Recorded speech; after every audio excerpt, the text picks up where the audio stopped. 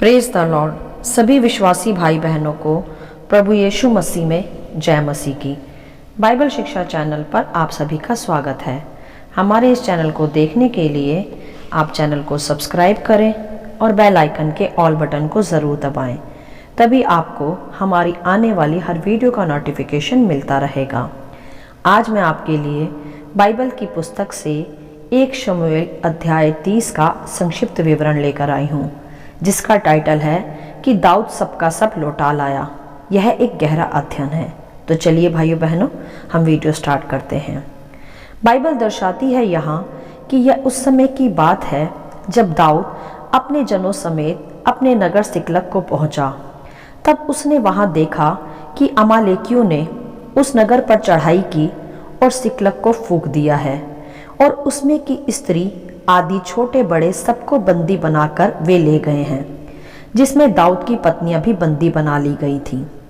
इसी कारण जब दाऊद ने यह देखा कि वह नगर जला पड़ा है और उसकी स्त्रियां भी बंदी बना ली गई हैं, तब दाऊद व जो जन उनके साथ थे वे चिल्लाकर इतना रोए कि फिर उनमें रोने की शक्ति ना रही, अर्थात वे निराशा से, टूटे मन से, दुख से, पीड़ा से करहाते करहाते और रोते रोते हताश हो गए।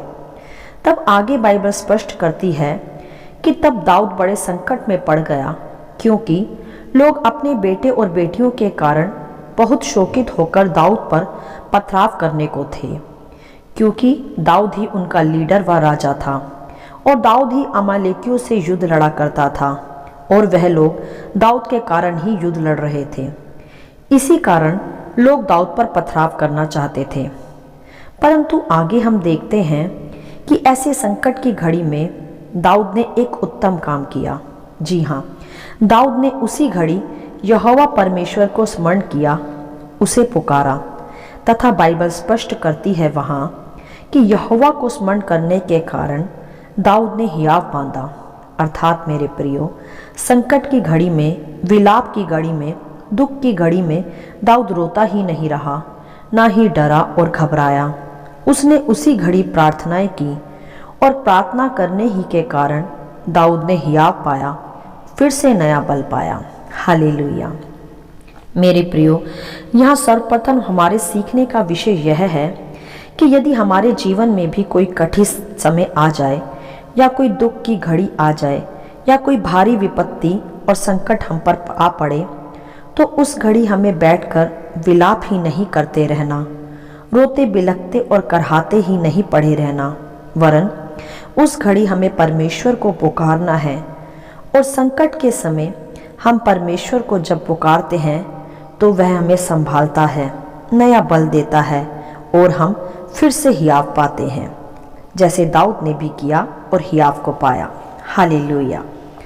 तब आगे हम देखते हैं कि फिर दाऊद ने प्रार्थना के साथ परमेश्वर से पूछा कि क्या मैं उस दल का पीछा करूं या उसे जा पकड़ूं।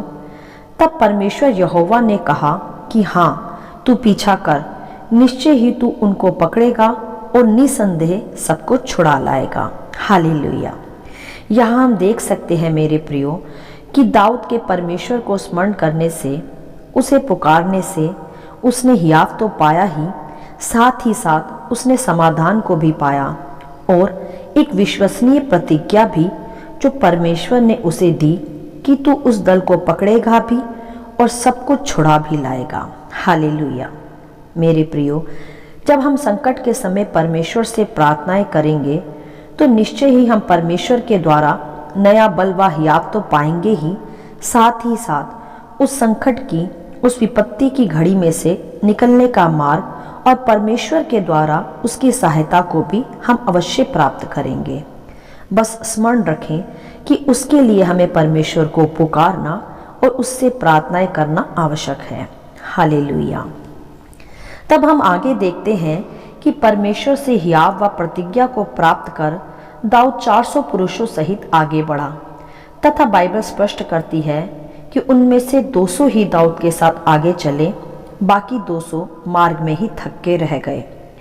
तब दाऊद जब मार्ग में चला, तब वहां उसे एक मिस्री दास बीमारी और घायल की अवस्था में मिला।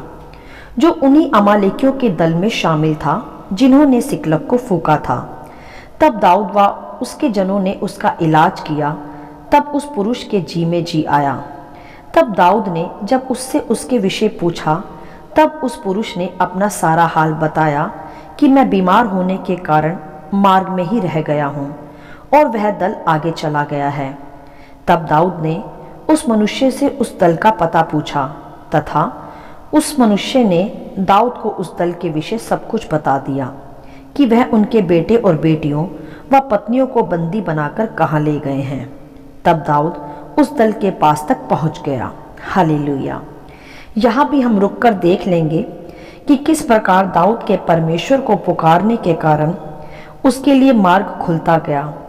उसे बीच मार्ग में ही समाधान मिलना आरंभ हो गया और उसे उस दल का तुरंत पता चल गया कि वह कहाँ छिपे हैं और कहाँ उनके बेटे और बेटियों और पत्नियों को ले गए हैं। हालेलुया। मेरे प्रियो, प्रार्थनाएं बंद दरवाजों को खोलती हैं तथा मार्गों को सीधा करती हैं। इसीलिए हमें सर्वप्रथम प्रार्थनाएं करनी चाहिए। तब आगे जब दाऊद उस दल के पास पहुंचा, तब बाइबल स्पष्ट करती है वहां कि दाऊद उस दल के सैनिकों को रात के पहले पहर से लेकर दूसरे दिन की सांझ तक मारता रहा और उनमें से एक भी मनुष्य ना बचा, तथा जो कुछ भी अमालेकी उनका ले गए थे वह सब कुछ दाऊद ने छुड़ाया। और दाऊद ने अपनी दोनों स्त्रियों को भी छुड़ा लिया, वरन उनके क्या छोटे क्या बड़े, क्या बेटे क्या बेटियां और क्या लूट का माल और जो कुछ भी अमालेकी उनका ले गए थे उनमें से एक भी वस्तु ना रही, क्योंकि दाऊद सब का सब लौटा लाया। हालेलुया। एक बड़ी जीत का प्रकटीकरण हम यहाँ देख सकते हैं। मेरे प्रियो, इस संपूर्ण अध्याय से जो हम सीखते हैं वह है परमेश्वर को स्मरण करना और हियाव पाना। जी हाँ भाइयों बहनों, यदि दाऊद सिकलग के फूके जाने पर, उस पर बड़े संकट के आ जाने पर दाऊद रोता रहता, चिल्लाता रहता या निराशा में और विलाप में पड़ा रहता, तो वह कभी भी सब कुछ वापस नहीं प्राप्त कर पाता। परंतु उस घड़ी दाऊद ने परमेश्वर को पुकारा, जिस कारण उसे नया बल और हियाव मिला। और साथ ही साथ उसने परमेश्वर से पूछा कि क्या मैं उस दल का पीछा करूं? तब उसे उत्तर मिला कि हाँ, तू पीछा कर, तू पीछा करेगा भी और सब कुछ छुड़ा भी लाएगा। मेरे प्रियो, यह था परमेश्वर का हाथ व उसका साथ दाऊद के जीवन में, जो प्रार्थना करने से, परमेश्वर को स्मरण करने से, नया बल मांगने से दाऊद को मिला।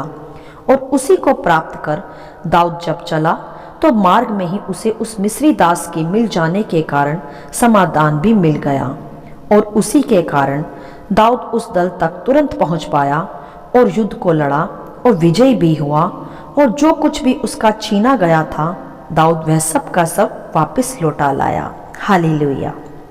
मेरे प्रियो, हमें सीखना है इस अध्याय से कि यदि हम भी किसी बड़े संकट में आज हों या किसी भारी विपत्ति ने, किसी भारी दुख ने हमें घेरा हो, तो आप उसके लिए विलाप ही ना करते रहें, दुख ही ना मनाते रहें, निराशा में ही ना पड़े रहें, वरन जाएं, उठें और अपने परमेश्वर को पुकारें, उससे प्रार्थनाएं करें, उससे मार्ग को पूछें।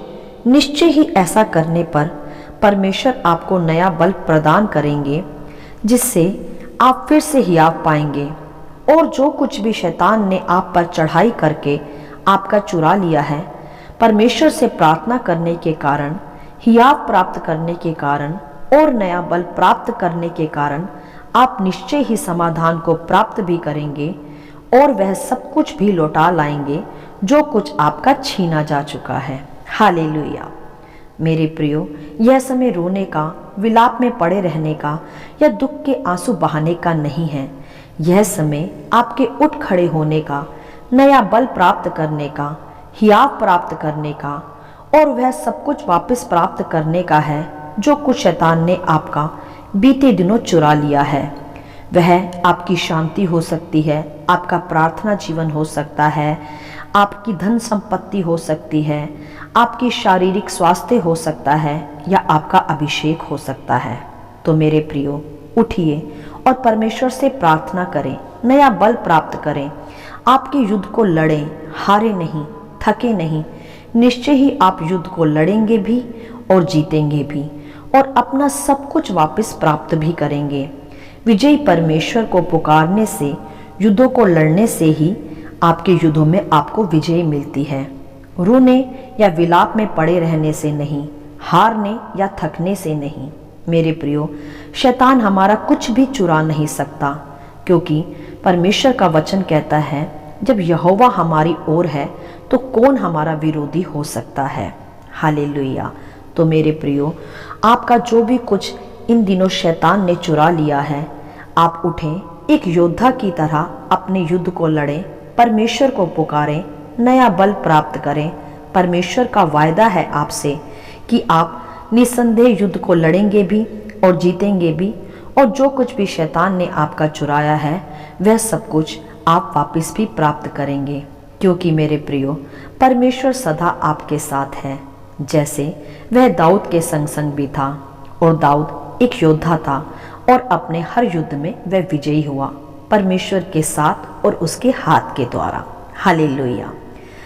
विश्वास करती हूँ इस अध्याय का संक्षिप्त विवरण आप सभी को समझ में आया होगा। प्रभु आपको अपनी पवित्र आत्मा की भरपूरी से सदा भरता रहे। यदि आप चाहते हैं कि दूसरे भी इसे सुनकर आशीष पाएं, तो आप दूसरों के साथ भी इसे शेयर कर सकते हैं, क्योंकि हमारे प्रभु यीशु मसीह की यही इच्छा है। आमीन and God bless you all.